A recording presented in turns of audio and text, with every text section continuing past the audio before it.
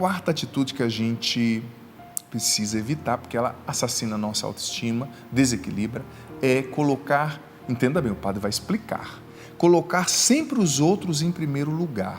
Entenda bem, como cristãos, nós somos chamados, sim, a viver o sacrifício, a autodoação, mas eu gosto muito de uma coisa que o Catecismo da Igreja Católica diz, que a caridade começa em casa. Por exemplo, se você faz para o outro um bem que te prejudica demais, um bem que te autossabota, tem alguma coisa errada, sabe? Você tem que fazer o bem para os outros, mas você não pode sempre colocar os outros em primeiro lugar, sempre a vontade dos outros em primeiro lugar, porque se você só age assim, um dia a conta chega. Por exemplo, é natural eu como padre às vezes ver pessoas casadas há 40 anos, depois de 40, 50 anos de casado, um dos lados surta, eu quero me separar, mas por quê? Você estava tão feliz do meu lado? Não estava não, eu estava sempre fazendo a tua vontade. Não era melhor ter dialogado antes e chegado a um acordo, ambos conseguindo ser pessoa na relação, sem um alienar o outro? Agora, quando você só faz a vontade do outro, você só se aliena para agradar, chega uma hora que a conta chega, né? A gente tem que pagar emocionalmente, psicologicamente. Então, cuidado para você não colocar sempre as pessoas em primeiro lugar.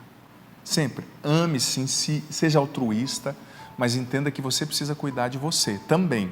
Sabe, isso não é egoísmo, não. O contrário do egoísmo. Isso é sanidade, sensatez, sabedoria. Egoísmo é algo pecaminoso, é algo ruim que nos destrói. Estou falando aqui do equilíbrio.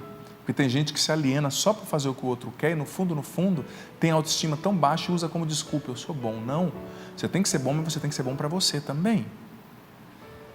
Exemplo básico disso, chamava tanta minha atenção quando eu pegava primeiros voos que eu tomei, né? Quando eu pegava um avião, um voo, que a aeromoça ou a aeromoça ali no início dá aquele aviso, olha, se houver uma despressurização, vai cair aquela máscara de oxigênio, mas você vai colocar primeiro em você e depois na criança ou no idoso, em quem está do seu lado. Eu falava, nossa, uma mãe vai fazer isso? Depois um dia uma aeromoça estava me explicando que se a mãe não fizer isso, talvez ela morra ou fique sem oxigênio antes de colocar na criança, aí morrem os dois, né?